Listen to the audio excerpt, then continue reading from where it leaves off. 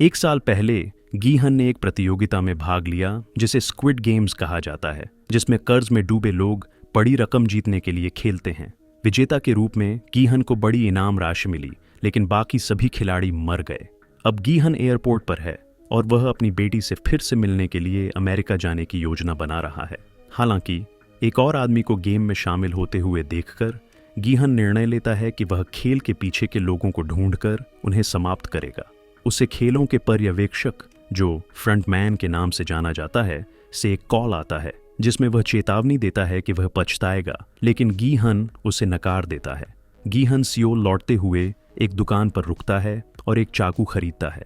फिर बाथरूम में वह अपने शरीर की जांच करता है और पता चलता है कि उसके कान के पीछे एक ट्रैकर लगा हुआ है, जिसे वह निकाल देता है। इसी दौरान जांच अधिकारी जून हो को अजनबी जगह पर होश आता है। एक साल पहले उसने अपने भाई इन्हो को ढूंढने के लिए गेम्स में घुसपैठ की थी, जो फ्रंटमैन निकला।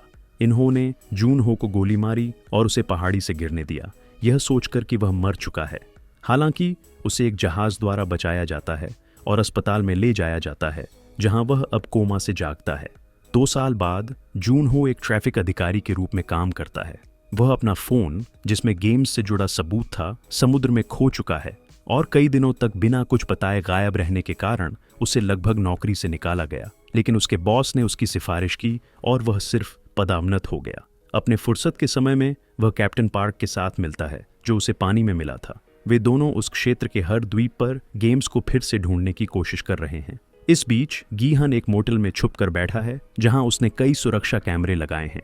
एक रात वह दरवाजे पर फ्रंटमैन को 2 मानव सिरों के साथ देखता है, लेकिन यह केवल एक बुरा सपना होता है।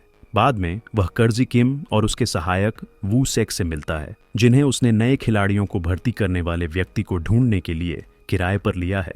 अब तक वे उसे नहीं ढूंढ पाए हैं, इसलिए गीहन उन्हें अतिरिक्त पैसे देता है और जो उसे पकड़ लेगा उसे बड़ा इनाम देने का वादा करता है। किम और वू सेक एक ऑपरेशन चलाते हैं और कई गैंगस्टरों को किराए पर लेते हैं।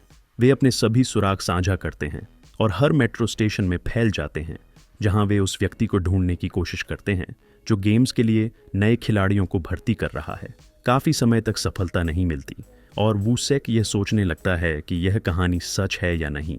एक रात जब वे ब्रेक ले रहे होते हैं, तो वे अंततः रिक्रूटर को एक थप्पड़ खेलते हुए और म्यूंगी को निमंत्रण देते हुए देखते हैं।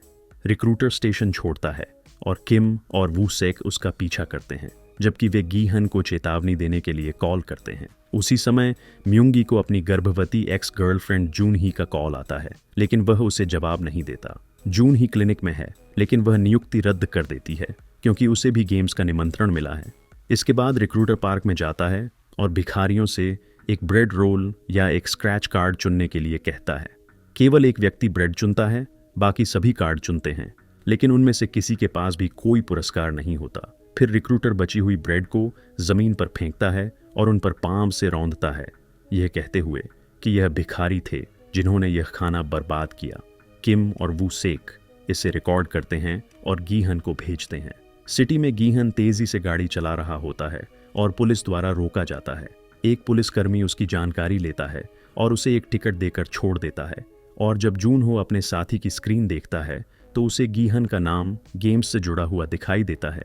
वह उस नाम को सिस्टम में खोजता है और एक कार रेंटल कंपनी का पता मिलता है। पार्क में रिक्रूटर छोड़ता है तो किम और वू सेक उसका पीछा करते हुए एक गली में जाते हैं ताकि उसे पकड़ सकें, लेकिन रिक्रूटर तेज है और दोनों को आसानी से हराकर कुछ ही समय बाद गीहन वहां पहुंचता है। वह खून और चाकू पाता है, लेकिन आदमी नहीं मिलता। इस बीच रिक्रूटर ने किम और वू सेक को एक आलीशान कमरे में ले जाकर उन्हें बांध दिया है। वह उन्हें रॉक पेपर सिजर्स खेलने को कहता है और हारने वाले को रशियन रूलेट खेलना होगा। पहले कुछ राउंड्स में कुछ नहीं होता क्योंकि गन में केवल एक गोली होती है, तो संभावनाएं कम होती हैं। लेकिन रिक्रूटर हर बार एक गोली जोड़ता है और अंत में मिस्टर किम की गोली लगकर मौत हो जाती है।